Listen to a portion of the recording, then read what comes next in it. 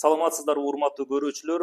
Бүгүн Талас облустук ички иштер башкармалыгынын басма сөз кызматынын студиясында 2025-2026 жылкы окуу жылына карата көрүлүп жаткан чаралар жана коопсуздук боюнча сөз кылабыз.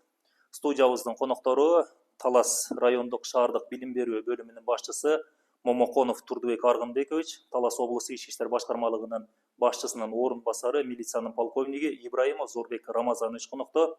Алгачкы суроону ушул жаңы окуу жылы боюнча баштасак, азыр элдердин көбүнө эле кызык болуп жаткан ушул 12 жылдык билим берүү боюнча айтып өтсөңүз. 12 жылдык билим берүү системасына быйылкы окуу жылын эле толук өтүп кетебиз дегенден алыпбыз. 12 жылдык билим берүү системасын өтүү бул паятаптын өткөрүлөт. Акырында отуруп толугу менен мына быйылкы окуу жылында 1-чи, 2-чи, 5-чи, 7-чи класстар 12 жылдык билим берүү системасынын программасы менен окутулат да толугу менен. Калган класстар 11-чи класстын эле мына быйылкы окуу жылында 2 окуу планы кабыл алды. 2 окуу планы менен окутулабыз. Полноценный толук 12 жылдык билим берүү системасын өтүп, ошол 12 жылдык билим берүү системасын окуп, окуу программасын бүтүргөндөр бул 2037 жылга барып такалат. Башкача айтканда мына быйыл 1-чи класстарды, башкача айтканда 2018 жылкыларды 2-чи класска кабыл алабыз быйыл. 2019 жылкыларды 1-чи класска кабыл алабыз. Ушулар үзгүлтүксүз 12 жылдык билим берүү программасы менен окуйт.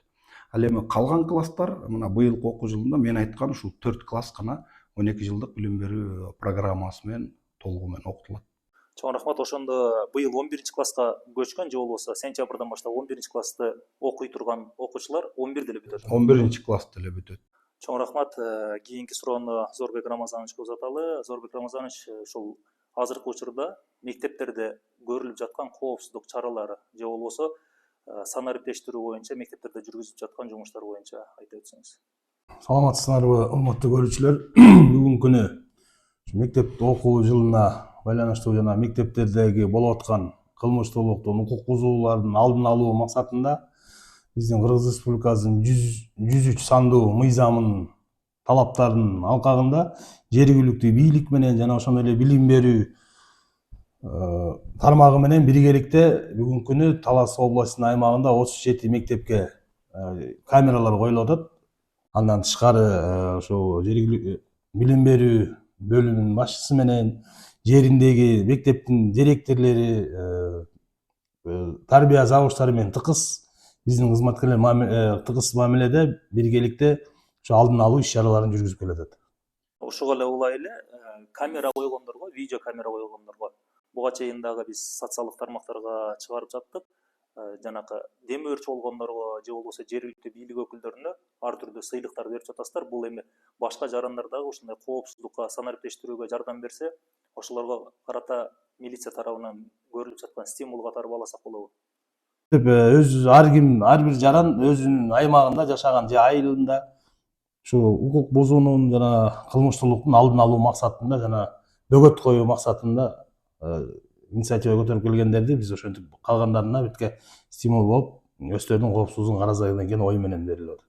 Чоң рахмат. Кийинки суроону Турдубек Аргынбекович сизге узаталы. Ошол билим берүү тармагында жүргүзүлүп жаткан санариптештирүү боюнча айта кетсеңиз. Билим берүү тармагында азыр өзүңүздөр билесиздер, бардык тармактарда санариптештирүү мезгили. Ошонун ичинде билим берүү тармагы дагы мына биринчи эле алып карасак бизде бала бакчада жана мектептерге мына 2-3 жыл болуп калган электрондук каттоо жана электрондук кезек менен жүргүзүлгөн. Быйылкы окуу жылында өзгөчө болду. Бул электрондук каттоо балдар үчүн атайын түндүк тиркемесине тиркелип, ата-энелерге атайын доступ берилип, каттоодон ата-энелер гана өткөзүлдү. Бул биринчиси. Экинчиси мына өзүңүздөр белгилүү болгондой биздин ата-энелерге да маалыматты жеткирип атабыз. Мына быйылкы окуу жылдан баштап мектептер, бардык мектептерде күндөлүк, башкача айтканда электрондук күндөлүк киргизилет окуучулар үчүн. Быйылкы окуу жылында ата-энелер кадимки кагаз жүзүндөгү күндөлүктөрдү сатып албайт. Ошон үчүн бардык ата-энелерге биз алдын ала баягы жаңы окуу жылына даярдык мезгилинде албасын деп маалыматтарды жеткирдик. Анткени күндөлүктүн бардык тең электрондук болот. Ошонун эле ичинде биз буга чейин мугалимдер арасында кызыл журнал деген менен белгилүү, бул кадимки класстык журнал дагы электрондук журналга өткөзүлөт. Башкача айтканда бардыгы электрондоштурулат. Экинчиси класстык журнал дагы ошондой. Бул ар бир мугалим өзү толтурат. Мына буга чейин информатик мугалимдер толтуруп жүрчү деп айтып жүрөт, бирок буда ар бир мугалим өзү электрондук журналды толтурат. Үчүнчүсү бизде мугалимдердин ишин жеңилдетүү максатында мына биз азыр мугалимдерди окутуп атабыз. Азыркы учурда жаңылыктын жарчысы деген Ысык Көлдө окутуулар жүрүп атат. Биздин Талас шаарындагы жана районундагы бардык окуу бөлүмүнүн башчылары ушул окуудан өткөзүп келдик. Өзүбүз болсо окуп келген тренерлер калган мугалимдерди окутуп атат. Сентябрга чейин биздеги бир да мугалимди калтырбайбыз, баарын окутуудан өткөзөбүз. Үчүнчүсү Санарип Кампа деген тиркеме атайын иштелип чыкты. Бул Санарип Кампа деген бул мугалимдер үчүн атайын. Мисалы, мына мугалимдер буга чейин өзүлөрүнүн сабактагы разработкаларын даярдап жүрүшсө, азыр бардыгы тең Санарип Кампа деген тиркеме бар. Ошол Санарип Кампа деген тиркемеде мугалимдерге керектүү бардык маалыматтар бар. Окуучулардагы видео, сабак өтүүдөгү видеороликтер, слайдтар, тесттер, тесттик иштер, алардын жооптору менен бардыгы мугалимдерге даяр. Төртүнчүсү бул мына бардык кесиптерде өзүңүздөр билгендей жасалма интеллект. Бул ал эмес, врачтар колдонуп атат жасалма интеллект.